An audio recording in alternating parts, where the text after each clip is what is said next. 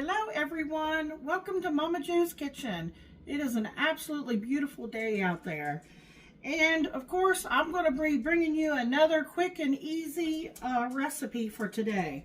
And on the stove right now, I am browning up 2 pounds of ground chuck for today's recipe. And I know most of us know how to brown ground meat.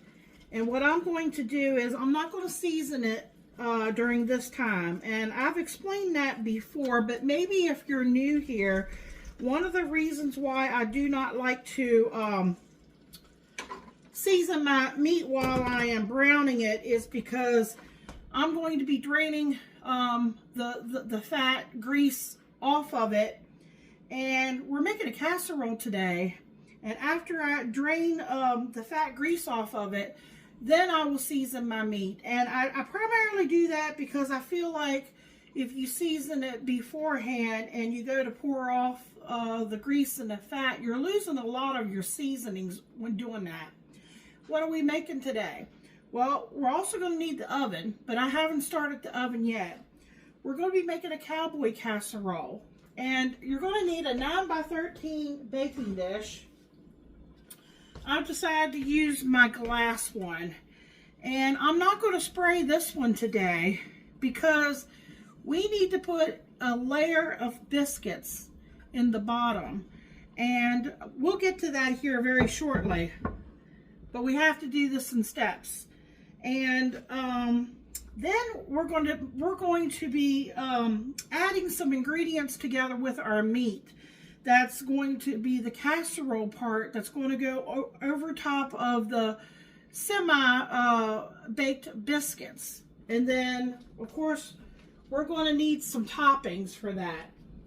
Now, I thought I had a small can of cream of mushroom up there. And it doesn't have to be cream of mushroom. It could be cream of chicken. They make cream of onion. They make cream of celery. There's so many different cream soups that they make. And this is the only one that I could find up in the cabinet, so I'm going to use it. And even though it's a larger can, it might actually work out a little bit better because it depends on what ingredients that you're going to be adding to your cowboy casserole. And, you know, we don't want it to be dry. So I think this is going to work out just fine. And then we're going to add some other ingredients, whatever you like. I thought potatoes would be good in this too, but I don't think there's going to be enough room, honestly, by the time I mix all the other, like the meat and stuff together. I'm going to use a can of Del Monte's whole kernel Southwest corn with poblano and red peppers. I will drain this off. And I have a can of light red kidney beans. You could use any kind of beans that you prefer. Maybe you like black beans. If you're going to use black beans, because if you ever notice, if you drain them, they have a coating on them, so you may want to rinse them and drain them if you decide to use them. But I think I'm going to use light red kidney beans, and I'm going to use the Southwest corn. And I'm going to, this is one of the ways I can get Michael to eat his tomatoes, is I'm going to use a can of Rotel. I may drain it, may not, because there's not that much juice, and that juice is going to give it a lot of flavor too. I just realized there's an ingredient I left out. It's up in the cabinet. We're going to be using, that's after I drain this meat off here, we're going to use a taco seasoning packet. I just realized it. And then I'm going to use onion powder, garlic powder, celery salt, salt and pepper. And of course you need some cheese. So I'm going to shred, I've got some sharp cheddar cheese here. This is 8 ounces. And only because I had it up in the cabinet, so I thought, why not use it? Because this, I mean, with the ingredients that we're using, you know, this kind of has a Southwest, you know, goes with the cowboy feel. Is I had some leftover crispy jalapenos. You get this is like a salad topping, so you can get this in the salad section.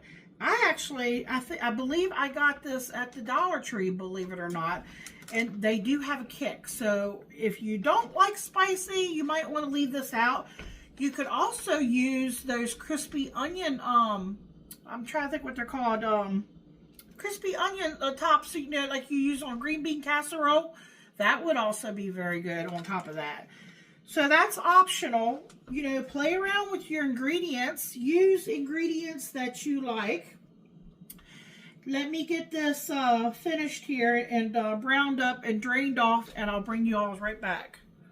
Okay, everyone, we are back. Hey, I've got the meat sitting back here. We're getting ready to work on that, but we need to go to the next step, and I've got my oven preheating to 350 degrees. Remember the casserole dish, and remember it is not sprayed.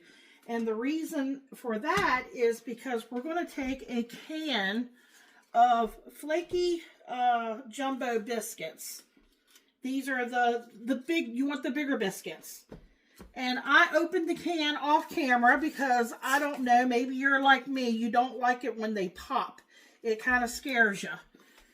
And there's 8 biscuits. And what we're going to do is we're going to take them apart and we're going to place them in this pan. Let me see if how I can get them spread out here.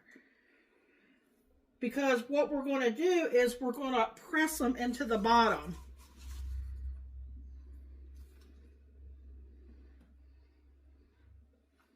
And then we're going to try to make some of them go up the sides a little bit.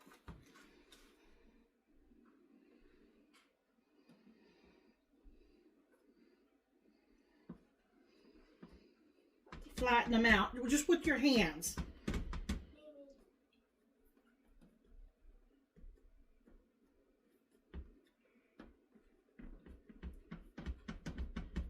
Okay.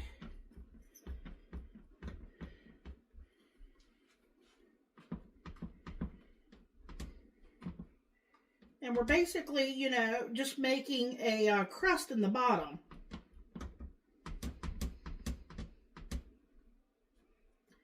No, that can wait. You can just leave it in the living room. Sorry about that. That was my grandson. He had some trash and he wanted to throw it away like a good boy. But he knew that Mimi was in here videoing, and so he didn't want to get in trouble. He's not in trouble.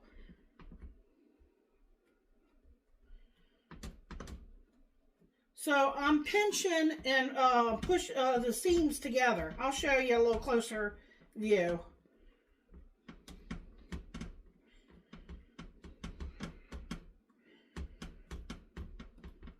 That's the nice thing about this biscuit, though. It's pretty pliable and forgiving.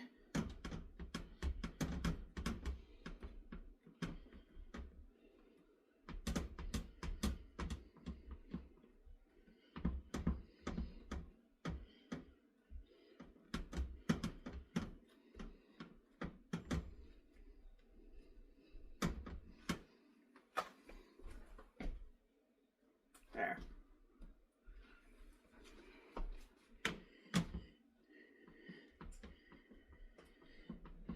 Now those were the jumbo. I think those were Great Value brand.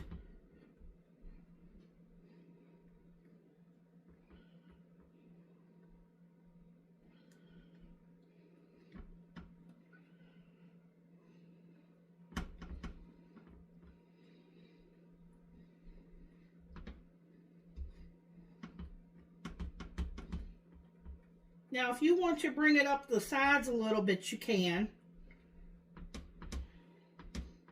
If you have enough. That's why you want to make sure you get the large biscuits.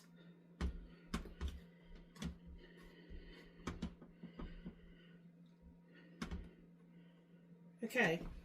I'm just going to set this to the side for right now. I'm waiting for the oven to beep. And then we'll get those browned in the oven. My guess is it's going to take anywhere from like 8 to 10 minutes. It just depends on your oven and how hot your oven runs. Now I'm going to take a big bowl here and I think I'll go ahead and get the cream of mushroom out first. I thought about putting the hamburger in there first, or the ground beef, some people call it, or ground chuck, that's what I use.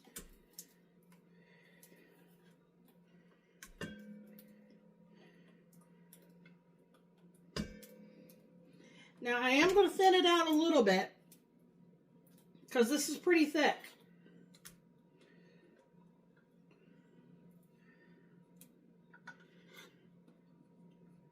So I have some canned milk, or not canned milk.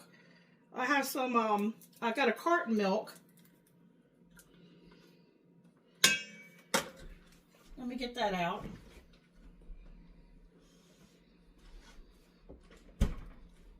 Right here. And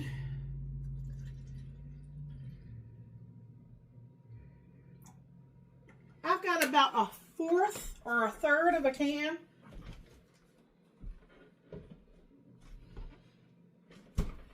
Let me get my whisk here, just so it'll help break it up a little bit. So it won't be, you know, so clumpy. Let me set this here.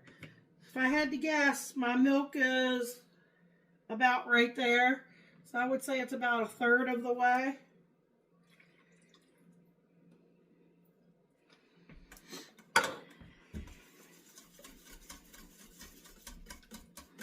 Now, when I set the ingredients out earlier, and I forgot about the taco seasoning, in my mind, I wasn't thinking about the extra salt. So I may or may not be adding extra salt. We shall see. And all I've done is just thinned out that cream of mushroom.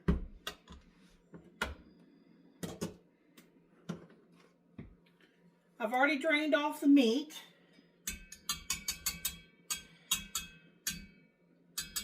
Sorry about the tapping, folks. Let me put this in the can.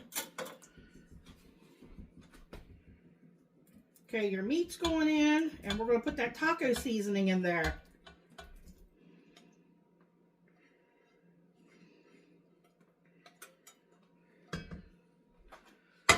Dropped a little piece of meat back here. My stove's clean.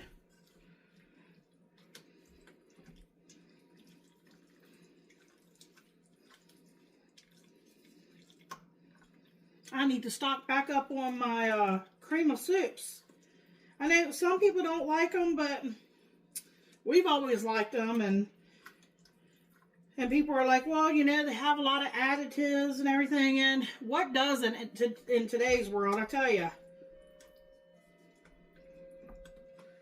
Okay. I'm going to use that whole taco seasoning pack for the flavor.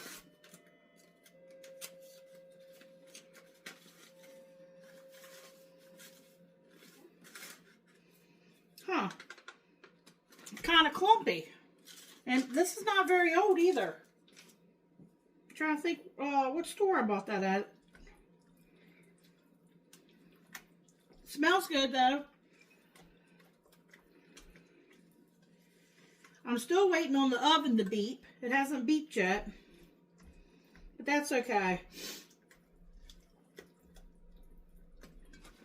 Okay, do you remember the can of light red kidney beans and the corn? I have them drained over here in a colander. Right here, strainer, whatever you want to call it.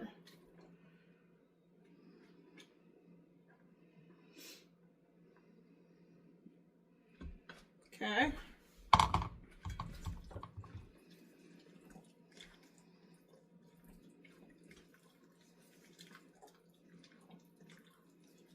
Looks really good.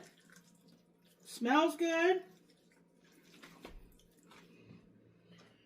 Okay, I gotta get the rotel in there. I did drain a little bit of juice off. There goes the oven.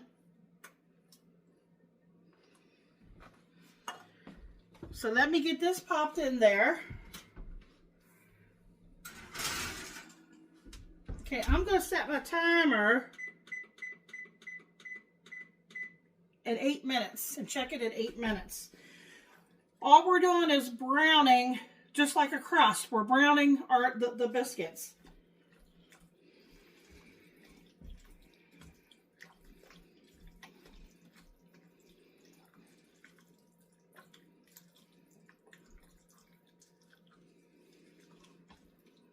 Okay, let me see. I have some onion powder. I think onion powder would be good in here, folks. If you like onions, you know, you could put some onions in here. You might want to saute them first before you put them in here, or you could do some green onions. I had some green onions in my window growing, and we have a small kitten that I've been trying to train not to get up on stuff. But at nighttime when I'm asleep, you know, she does whatever she wants, and apparently got up in the window and ate about half of my green onions. And yeah, I understand that could make them very sick. I haven't seen any signs of her being sick or anything, but I may have to put my green onions outside. But yeah, I was not too happy about that, but I may have to take them and put them back in a glass jar with some water and stick them in the refrigerator. Okay, so this is a teaspoon. Usually I go heavy-handed, usually, stuff like that. But I think today I'll just do a teaspoon of onion powder. Same thing with the garlic powder.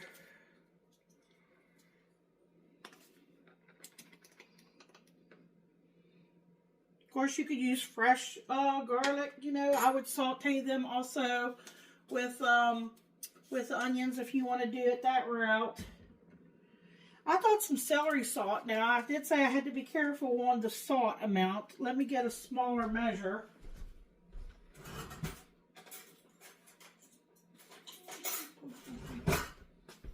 Oh, I want to be, you want to be able to taste it though. This is a half of a teaspoon, I believe. Yeah, that was a half of a teaspoon. And, if you don't like celery salt, leave it out. You can add, paprika. You can add some different things to this. You can add a little Worcestershire sauce. I never say that correct. I'm sure I don't, but I'll definitely need some black pepper. Okay, Michael is a big fan of black pepper.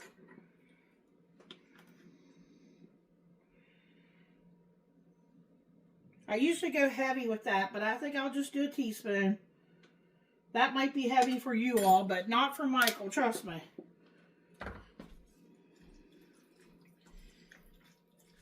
I think what I'll do before I add salt, because everything in here is cooked, folks. So we don't have to worry about, getting sick from tasting everything. Don't forget we got cheese that's going on top. And don't forget, I'm going to put some of these on for Michael. You don't have to use these, and they are spicy. But Michael loves spicy, anything spicy. I'm just want to see if it's how salty it is. It does not need any salt. Yes, definitely would not add any additional salt at this point. I think that had plenty of salt in it. Like I said, I was thinking, even potatoes would be good in here. But that bowl's almost full, folks. And that's got to go on top, of the biscuits. And then we're going to put the cheese on it. And I'm going to sprinkle some of these on there. And then I'm going to get in the oven. And Michael will be home very shortly to give y'all a taste test. That's easy, folks. I'll bring you back. Alright, folks. This took longer than 8 minutes. I put in for another 2 minutes, and they still weren't where I wanted them. So this took almost 15 minutes. So it's going to depend on your oven.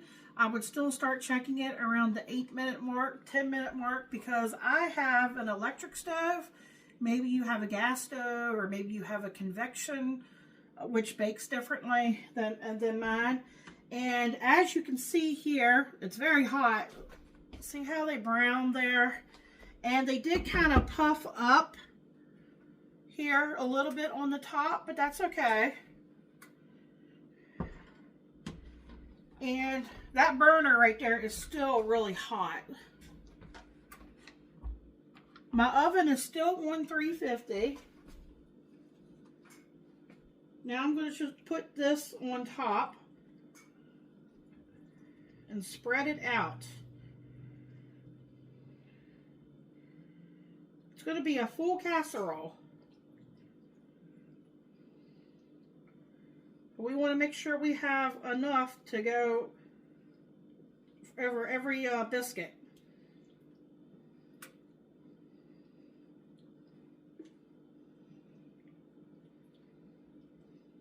I'm just spreading it out.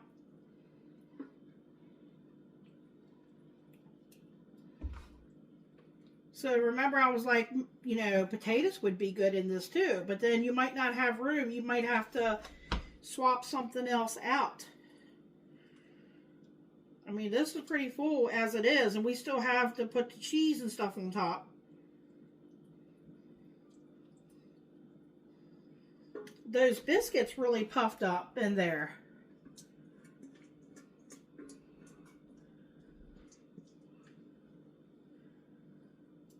But I did get the jumbo, the flaky biscuit.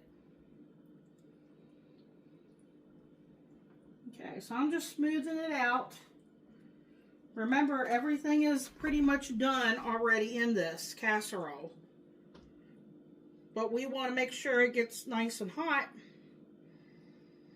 And if you're worried about it maybe spilling over, you know, you could always put another baking dish or something underneath it. Of course, no casserole is complete unless you got some cheese.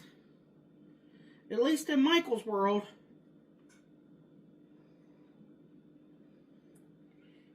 I might not use all of this. This was, I guess this is about 2 cups.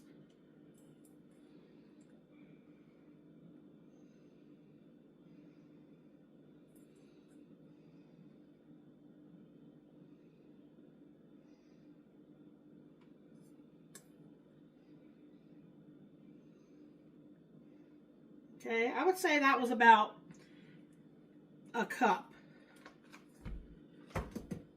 And this is optional, but I have it. Like I said, I'm going to use it. Or you could use those little French fried onion tops. I think that would be good.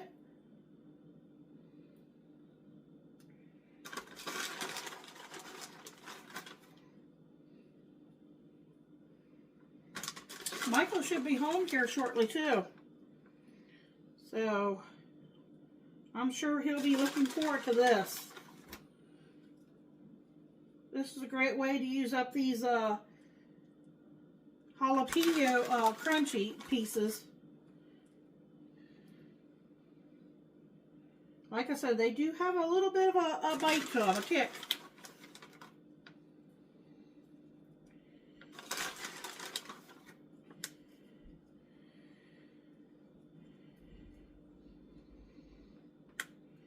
Okay, I still have a little extra left in here. I'll save it, and maybe Michael will finish the rest of it off.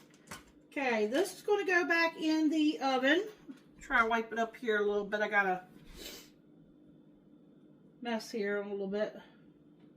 There we go.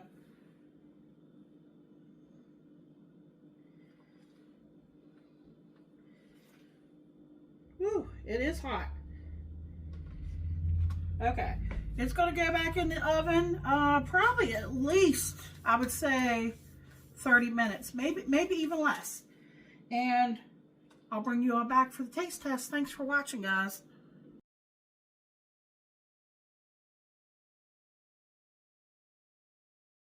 How you doing, YouTube? Welcome to Momma Jo's Kitchen. Here to taste test the Cowboy Casserole. It smells amazing. Let's go right in there and dig into it.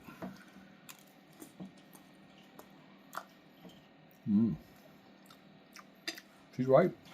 Got a little kick. But not too much. It's actually very, very good. The biscuit on the bottom, the beans, the jalapenos, the crunchy jalapenos, corn. The cheese, the biscuits. This one right here is one that you all need to try. This is good. If you like Tex-Mex type dishes, this is one for the ages right here. 2 thumbs up, like, comment, share, subscribe. Check out the video where Momma Jo makes it. Come back and check out all Momma Jo's videos. Get you some goodness. Thanks.